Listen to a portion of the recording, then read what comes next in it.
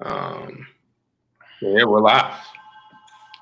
You are live. Yeah. Live. Yes, yes. We got Odell and Delatorro. Oh man, I appreciate you being on, sir. It's a privilege and an honor. Man, Odell, I'm a huge fan of yours, man. You know that. I'm a huge fan of your consistency, your dedication, your commitment to excellence, your commitment to education, your commitment to just taking everything that you do and this industry to the next level, man. So I honor how you serve your clients. I honor how you serve your colleagues. And I'm just blessed to be on here with you, buddy. Yeah, I appreciate that. And for those of you that don't know who Delatorro McNeal II is, first and foremost, I want to tell this really funny story. I did a presentation in Florida. It was years ago, probably 6, 7 years ago. And I had a lady come up to me and she said, "Oh my gosh, it's you." And I was like, yeah, you know, because when you're in that space, it's like, okay, yeah, they was looking me up. Yeah, yeah. And it was like, I loved your presentation. And she named some event that I'd never been to. I was like, no, like that was me. And she said, no, you're Dale. And I said, I'm Odell. And then somebody else came up to her and was like, "No, you're thinking of Delatorro McNeal II. This is Odell Bazell." And I was just like, wow, like that.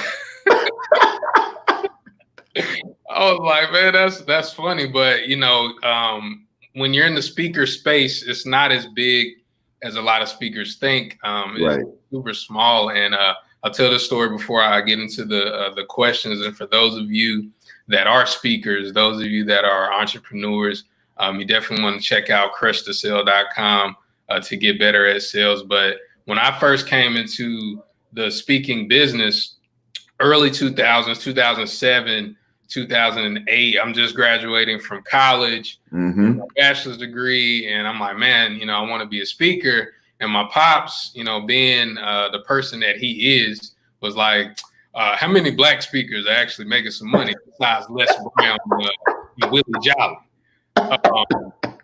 And I said, I was like, I don't know. And he said, you should Google black speakers. And I said, really? And I wanted to speak at colleges. Right. So I Googled like black college speakers. And it was crazy. Jonathan Sprinkles popped up and you popped up. Those were the first two that I remember. And I remember just like going to y'all's websites and I'm looking at like you had written like a couple books already. Yeah. Man, I said, gosh, like I hope I can be like him one day. Like that would be really cool. So now, you know, being able to interview you and call you a contemporary, a colleague, like it's a dream come true. But I want you to kind of give advice to the younger Delatorro, who started speaking 15 years ago. If you don't know who Delatorro McNeal is, he's Googleable. I'll just say that. Like he's a Googleable figure. You can look him up, certified speaking professional with the NSA and international best-selling author. Had his own reality show based on speakers, which is one of the coolest things ever. But for you, 15 years ago, bro, what would you tell yourself? Couple things, man. And I wanted to make sure that I shared this show on my page as well, so that you know, my page can shout you out because I love the work that you're doing, man. And I always admire you and respect you highly for what's going on. So for me, man, if I was to go back to my 15-year younger self, if you will, a couple things. Number one, I would say to that speaker that's just kind of starting out, really kind of getting a feel for where they want to go, is number one, take yourself seriously. I think that's one of the things that was a big advantage for me, is that I was able to, at a young age, I took myself and my gifting seriously, and serious enough to where I knew what I wanted and I went after it. So I would say, you know, don't doubt yourself, don't judge, don't compare.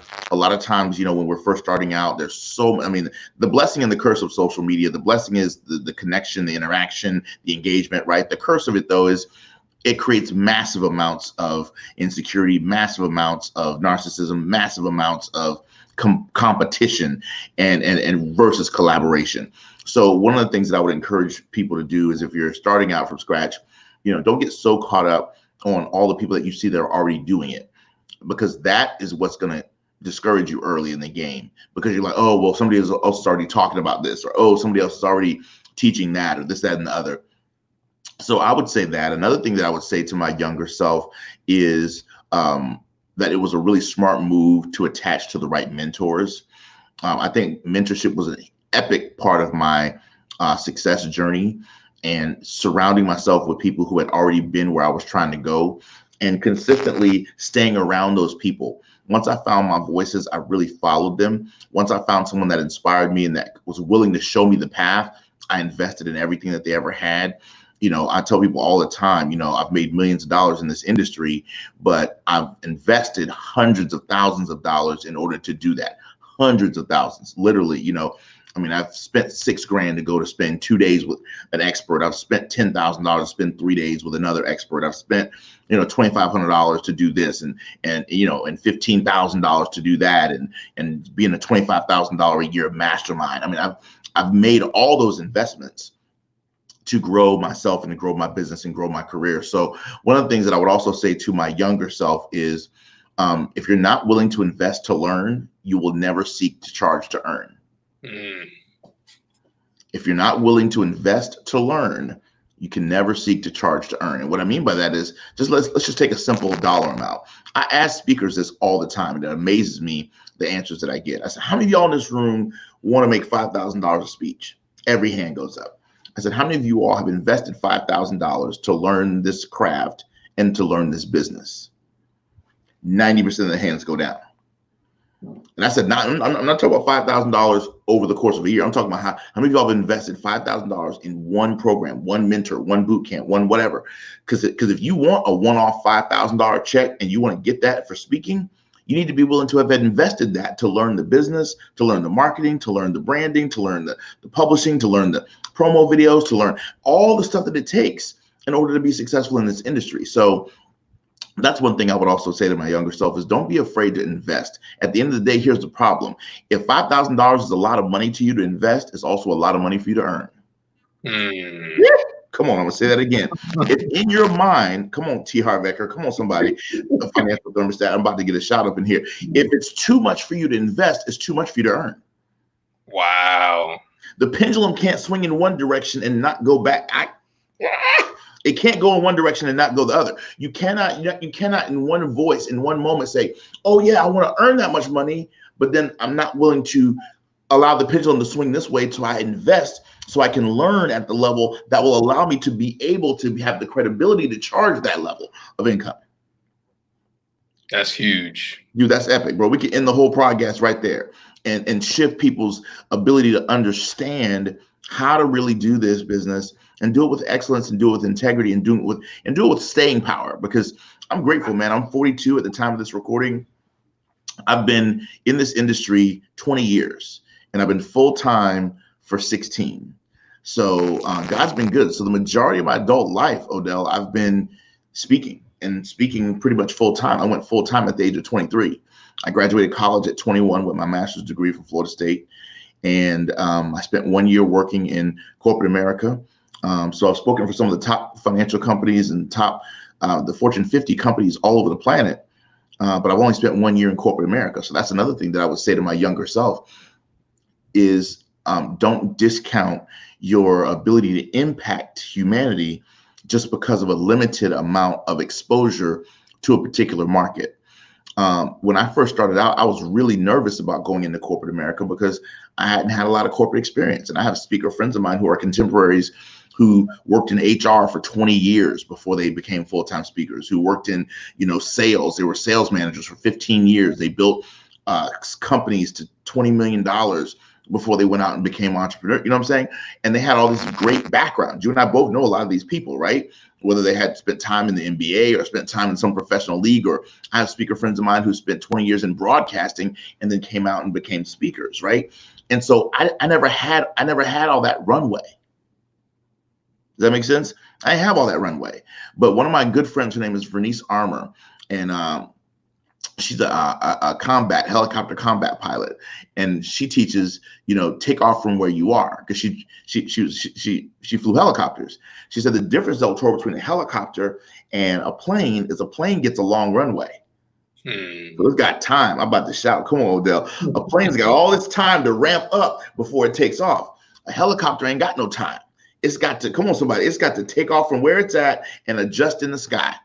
Come on, somebody. I'm about to run up in here. It has to take off from where it is and adjust as it goes. And so sometimes in life, you're not going to get a long runway. Sometimes you just got to take off from where you are. So I would say to my 15-year younger self to take off from where you are and use what you have. And and I say this all the time. A lot of my students know me for saying this. Be excellent at your level. If you got $50, make your website great at $50. Once you get $500, get you a $500 website. Once you get $1,000, get you a $1,000 website. Once you get you a $25. But be excellent at your level. Stop trying to keep up with TD Jakes, who's had 40 years to be where he's at. Stop trying to keep up with Tony Robbins, who's been doing events for 45 years. I mean, hello, right? The budget for one event is millions upon millions of dollars. Back all that expectation up and be excellent at your level, man. That's so huge, because so many people, man, they get caught up in comparison, get caught up in distraction, get caught. I love Josh Shipp. I love Odell. I love Peter Billigus, right? But we've been at this for a minute, right? I love Layman Hicks, right? But we all started somewhere. Don't forget that we had training wheels too. That's big. And you weren't around for our training wheels. So you, a lot of times, and that's why I teach speakers, teach people your process, because at the end of the day, most people try to celebrate our glory without understanding our story. That's big. That's a bar. You see what I'm saying? So I think it's so important that we teach people the process, because we all had training wheels. None of us just showed up here epically amazing, gifted, anointed, talented to do what it is we do. We've taken the time to master the craft, to master the skill, and to master the business, and constantly growing the skill and the business. That's huge. And real quick, I want to jump in. Please, bro. You said something, and I just want to make sure I emphasize this point, because I started full-time speaking in my 20s too. I would have started earlier if I had invested in coaching sooner. A lot of people, and where I was, I'm not even going to say a lot of people, me personally, I thought, oh, I'm smart enough, I'm talented enough to figure this out on my own. And I did, but it took a long time. Right. If I would have just spent that first speech check or two and just said, hey, let me go ahead and invest in Delatoro's program. Because like I said, when we opened up, I knew about you before I started. Right. I knew about Jonathan Sprinkles before I started. And instead of saying, well, let me figure it out, it's like, hey, that's the prototype. So for all of you watching, those of you that want to be speakers, or even if you want to be an entrepreneur, find that person or those people and say, how can I invest in them and invest in myself so that it'll turn around? And I want to talk about industries. Yeah. Like this is huge, because you started in the college market. Yep. I started in the college market. And the thing with that, a lot of people, they usually stick somewhere for too long. Yeah. And so you've been able to successfully, work in different markets. How did you successfully transition? So for the college speaker listening to this, or maybe if you speak at corporations, maybe you speak at associations, I really want you to understand and get this. How are you able to kind of maneuver and get through those? I think that's a phenomenal question. And I think the answer to that is really a linchpin. It's a huge linchpin. So let's talk about that. So for me, one of the things that I believe is huge is the importance of making sure that your message is universal, right? So for me, I spent the first 6 years in the industry speaking exclusively to colleges. However, during that time, even though I was speaking to colleges, the content, the principles, the lessons, the information that I was sharing were core principles of success that applied to typically anybody. So although my roster was 90% colleges and universities at that particular time, I was still doing one-off little association deals here. I would speak for an HR group here. I would speak for, a small corporate gig here. I would do a chamber of commerce here. I would do a conference here. I would do a breakout session at a big conference there. So I was planting other seeds. Why? Because I'd already had mentors in my life, and I'd already gone to some different boot camps and stuff like that, who had shown me how to matriculate the career in order to get into different industries. So as I started taking those principles, and I kind of, like a sifter, you can sift stuff and kind of whatever. So what I had done was I was able to sift through and say, okay, what are the principles that still apply to associations? What are the principles of what I'm teaching that apply to corporations? What are the principles that I'm teaching that apply to entrepreneurs? What are the principles that I'm teaching that apply to the faith-based market? And I was able to take those various principles, and I was able to then apply those to those different industries. And so speaking begets more speaking. So as I would go to that association and present there, they would say, oh my God, that was great. And you have such great energy. So funny, because I'm grateful that I started my first 6 years in the college market, because speaking to college students, you have to have a tremendous amount of energy. You have to have a tremendous amount of engagement skills, interaction skills to keep a college audience enthralled in your message. So I was able to bring that same level of energy over to corporate America, over to associations. They're like, man, this dude's got so much energy, and he's also got great content. Now, here's another linchpin for my career specifically. I went to Florida State University. I got my undergraduate degree in interpersonal and speech communication, and I got my master's degree in instructional systems design, curriculum design and development. So my master's degree is in curriculum design. So for me, I know content. I know how to create content, how to build content.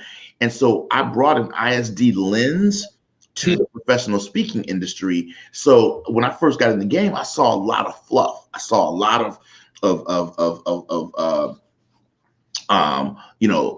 just pomp and circumstance, 3 points of the poem that didn't really have substance and depth.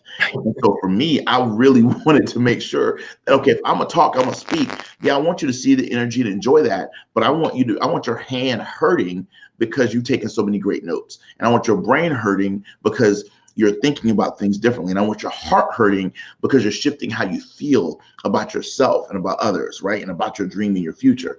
So I want people leaving my stuff like, dude, man, I really feel impacted by this person. So for me, that's what allowed me to begin to start making those shifts, Odell, was understanding that my message was maturing, right?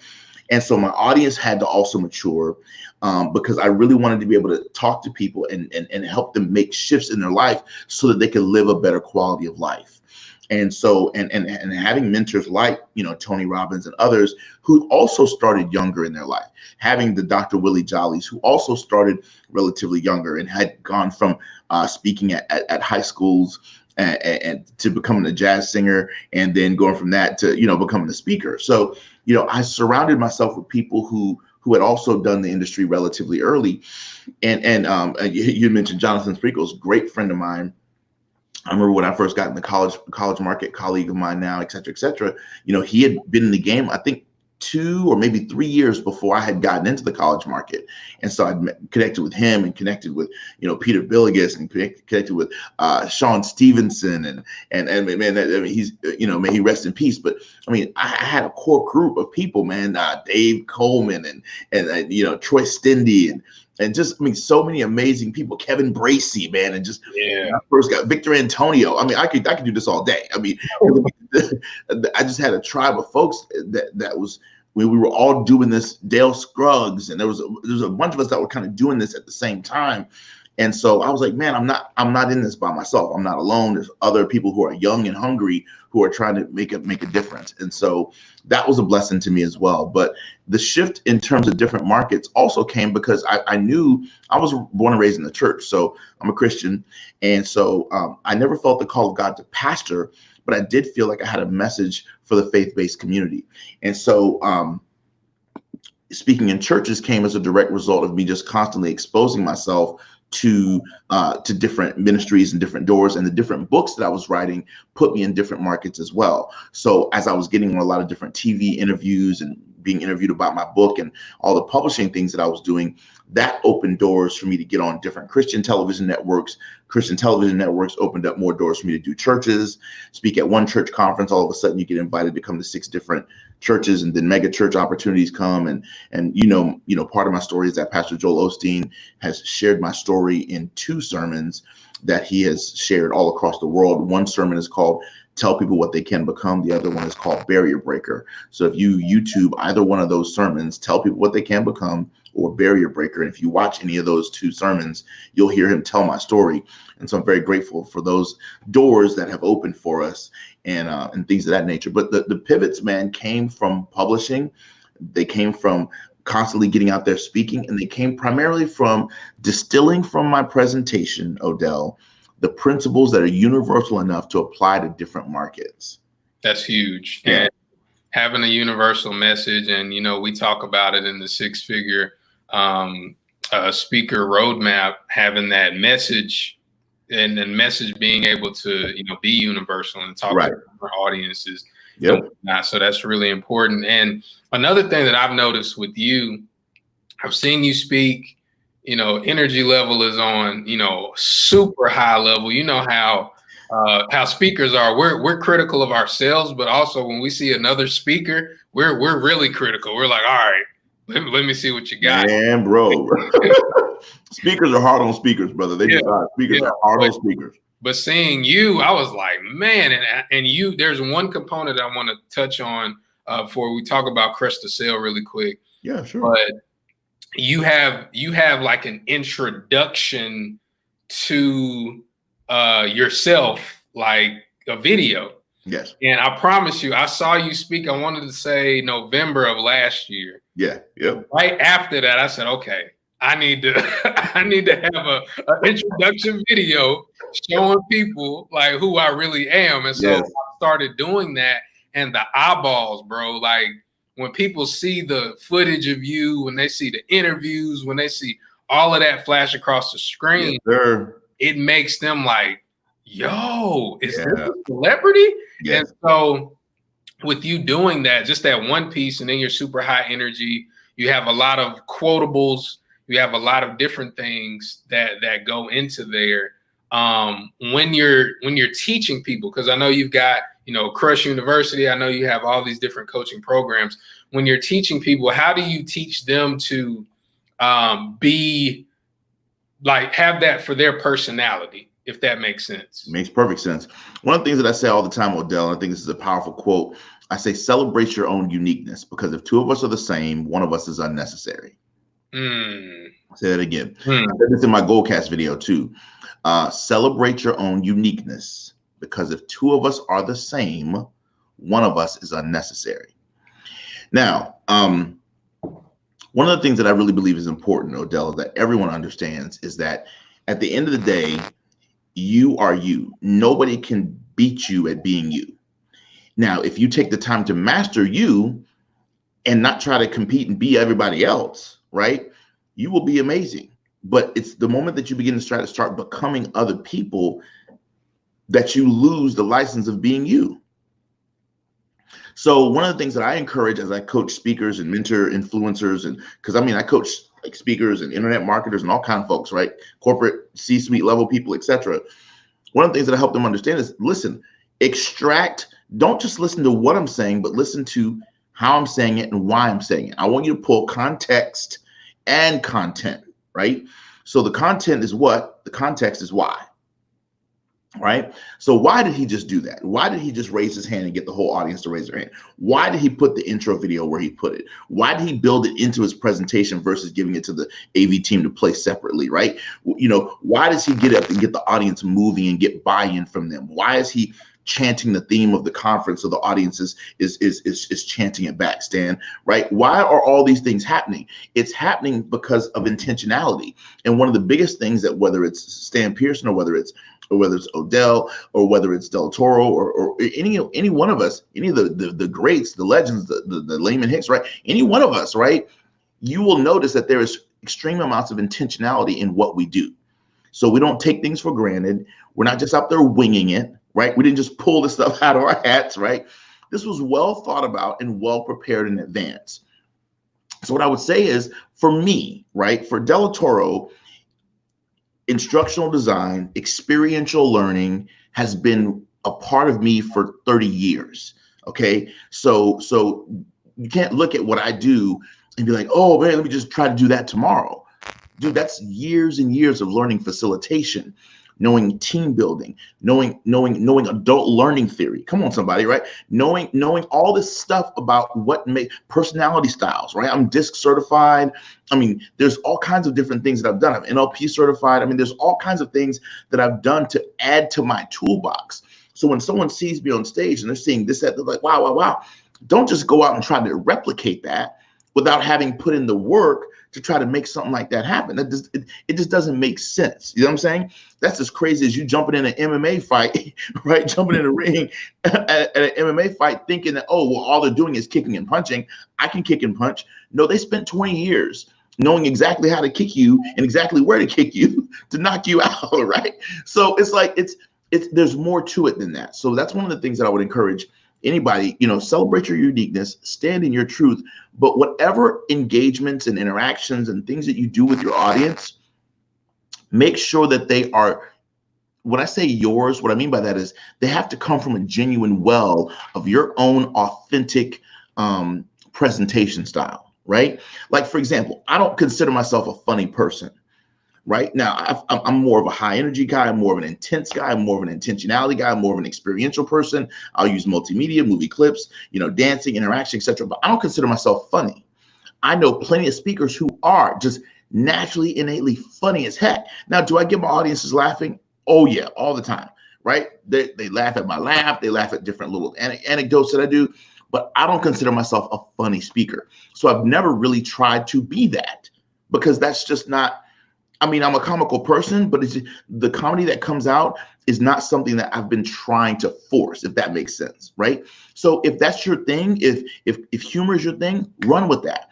If fashion is your thing and people are just drawn to your fashion sense, run with that, right? I'm a metaphor king, bro. So when I speak, you can get split upside the head with metaphors. That's part of the way God teaches me that I can teach humanity, is through metaphors, right? So I love that. Quotables, right? Many people call me one of the best in the industry at the amount of one-liners that you're going to hear in the run of an hour keynote. That's taken 30 years. I've worked on that for 30 years. My mom used to give me quote books in junior high and high school. She would buy me quote books that I would read, and those quote books would inspire me to continue to just take one sentence. I study people like Dr. Miles Monroe, Dr. Mike Murdoch. These people said more in one sentence than most people say in a year. And I've learned how to take one sentence and extrapolate that into a whole message. That takes time to develop that gift. So whatever your shtick is, whether it's your fashion sense, whether it's your comedy, whether it's your dry wit, whether it's the lilt and the cadence of your voice, whether it's the timbre or the tonality of your voice, or maybe it's your stand and plant, no nonsense, deep storytelling skills. Whatever your thing is, do you, and the audience will love you. But the worst thing you can do is try to say, okay, let me pull this from this speaker and that from that speaker and that from that speaker and that from that speaker and that from that speaker. And by the time you've done that, you've got a costume full of imitation. Right. Absolutely. And that's huge, because that was a mistake I made at the beginning of my career. I tried to be like Les Brown. I tried to be like Jim Rohn, and it just wasn't me. Yeah. I'm one of those speakers that I'm silly. So when I speak, like, it's gonna be like a long joke a lot of times. And for a while I had a problem with that, because I'm like, yeah, I'm not like Les, or I'm not like Jim, but like you said, I had to figure that out. Like, I don't need to be like them. Yes, right. Like me. And I want to talk about this amazing thing that you have. And one thing I admire about you, and we'll close up the interview with this, is your ability to be prolific in product creation. Like having different products, having different, opportunities, not just to coach people live and in person, but to be able to coach them digitally.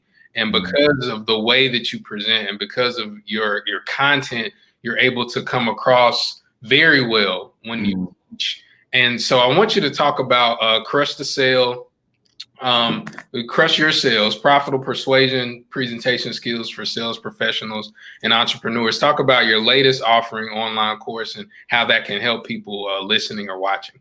Thank you so much, man, Odell. And man, you just said something that blessed my life, man. And I think we as speakers need to do this a whole lot more for each other. And that's just showing each other love, man. And that's one thing I really appreciate you. I'm gonna tell a quick story before I get into the domain. But you came and heard me speak at an association meeting less than a year ago, and that was the first time we had a chance to really kind of be in the same space, you know, for a good length of time, right, for a while. And not only did you come and you were speaking at the same conference, but you came and you supported me, man. You went around and got testimonials for me on video, and you gave me a testimonial, and I gave you one, and you know, you made sure that I knew certain people in the room because you had spoken at that conference before. And so I just want to let you know, man, I really appreciated that what you did that day. And I think speakers, we need to do that a whole lot more for each other. I'm always in the back of the room supporting other speakers, man. You'd be amazed how many times I'll just sneak into the back of a speaker's room, and as they're speaking, they're like, oh my God. They're like, oh snap, Delatorro's in the back of the room. And I'm like, man, keep talking, whatever. But I appreciate you for doing that. And I also appreciate what you just said, because we've worked hard, man, to really lead this industry as best we can. And I think one thing I want everyone to take from this experience today, this virtual learning experience, is if you're going to be in this industry, commit to being one of the best, right? And commit to being a trailblazer. I got chill bumps. Commit to being a trailblazer. And that's not going to be easy. It's easier. Come on, the road less taken, right? It's easier to take the path that everybody else has taken. But to do reality television in the speaking space had never been done. You know, when you think about, I mean, I've done PBS specials and infomercials, and a whole lot of people have done that, right? There's a lot of things that God has put on my heart to do. And I believe this, please write this down. Command reveals potential. I'm going to say it again. Command reveals potential. And I want to encourage everyone right now. I'm going to have to do an Instagram about that later because that's sick. Here's what I mean by that. You would never ask, Thomas, you would never ask a 2-year-old kid to go in the kitchen and make you a full 5-course breakfast in the morning for your whole family. Why? Because the command doesn't make sense. Why? Because the potential for the 2-year-old is not there to do that at that age. But you would ask your 18-year-old kid to go in the kitchen and prepare breakfast on Mother's Day or Father's Day for the whole family. Why? Because command reveals potential. If God has commanded you to do something, he's already put the potential inside of you to pull it off. Woo, come on, somebody. So the mere fact that he told you to do it is proof of the fact that you have everything in you that you need in order to manifest it. So I've used that, Odell, to be the fuel behind creating reality television, the fuel behind doing infomercials, the fuel behind creating products and books and resources and courses and programs. So the impetus, the fuel behind that, bro, is when I feel God tugging on me to do something, I trust that the command means that it's already in me to pull it off. So last year, before COVID even hit, one of the things that I committed to doing in my business was digitizing my content. I said, okay, it's at that time to start creating stuff that will outlast physical books, audio CDs, things of that nature, right? So we decided to pick the Thinkific platform, and upon that platform, we started building our first course. And one of the things that I'm really excited about Crush Your Sales is, Stan said that moved my whole soul. That's right. That's my dude right there. Love him to death. Salsa King up in this hush puppy. But one of the things I decided to do was, while I teach people on the importance of mastering presentation, the other thing that I wanted to do is I really wanted to help people with the skill of persuasion, because those are two separate skills. The ability to speak is one thing. The ability to persuade is another. And so I really decided to digest and distill what are the most important principles that I've learned over the last 20 years about persuasive presentation. Because the truth is, every one of us who want to motivate, inspire, who want to minister, who want to inform, who want to encourage, who want to, all that stuff, you don't want to do none of that. That's a lie. It's a big lie. You say you want to empower people. You say you want to motivate people. You say you want to minister to people. You say you want to encourage. You don't want to do none of that. The truth is, if we get real brass tacks honest, you want to persuade, because persuasion is changing the mindset, the thoughts, the actions, the beliefs of other people. And the nanosecond your presentation has a predetermined, pre-thought about in advance end outcome for the audience, it's no longer informative. It's no longer ministry. You're trying to persuade. Let's be honest. Every pastor is trying to persuade someone to follow Christ. At the end of the day, every spiritual leader is trying to persuade someone to get their chakras in a line and use the law of attraction and all the other stuff that spirituality teaches, or metaphysics, or whatever you're into. At the end of the day, every single financial advisor wants to manage your portfolio with them. So the truth is, we're all trying to persuade. Let's be honest about that. And now let's learn the skill of persuasion, because it's used on you every single day. Every commercial is persuasion. Every Facebook, Instagram, YouTube ad is persuasion. Every single thing that you see every day that convinces you to make a buying decision, every coupon is persuasion. Every time Southwest sends you something that says, okay, you're going to get this much closer to your A-list on Southwest, that's persuasion. Everything that's used on you every day is persuasion. So it's a skill we must learn. So I created an online course. It's got over 30 videos, and we broke those 30 videos up into 3 segments: what to do and how to be to build your presentation from the beginning persuasively, what to do and how to be during the delivery of your presentation persuasively, and how to be and what to do at the conclusion of your presentation, at the end of your presentation, so that you can sell well, close more business, increase your closing ratio, and become a trusted advisor in the mind of your audience. So there's over 30 videos. There's about 18, 20 different downloadable PDFs that you print off from your computer, and then you follow along with the videos. There's bonus modules. It's absolutely exceptional. And I stuck my whole entire foot in that daggum online course, and I'm incredibly excited about it. And it's called Crush Your Sales, and the website is crushthesale.com. Right now, we're running an incredible COVID-19 special where when you get when you buy the online course, we bonus people $400 worth of physical resources that we ship to their home, so that way they can be listening to good content, good books, good audio programs, things that will take them to the next level, since we're all kind of quarantined in right now. So people can go to the website crushthesale.com to learn all about it. We even have a 2-pay option on the website where people can split their payment up into 2 pays. But I mean, now is the most important time. I'm going to say this and bring this to a close. One of my dear friends is a guy by the name of Walter Bond. He and I both are in the National Speakers Association together. And he is a former NBA athlete. And one of the things that Walter says is that the best athletes are made in the off season. He said the greatest athletes are made in the off season. And he said it's what we do in the off season that determines the championships that we're going to win when the season starts back up. And one of the things that I've been teaching for the last month now, since we've been in this quarantine, Odell, is that we are in a mandatory staycation right now. We are in a mandatory off season. And it's how we prepare and it's how we skill up in this off season that's going to change the narrative for everyone, right? It's going to shift the conversation. And it's how you prepare now, so that when the market recovers, you're leading the market. You're on the front end of the market. You're on the front end of the shift and the change. So right now is the most important time. Eat your bonbons, right? Watch your Netflix, but please spend more time skilling up than numbing up. Come on, somebody. Spend more time skilling up than numbing up. Because right now we're trying to numb the pain of the uncertainty of all the stuff that's going on.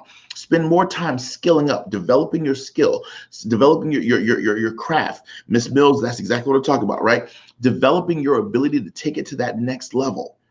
Now's the time to work on a craft or a skill, so that way when we recover from this, you're on the front end. You're not behind the 8 ball trying to catch up.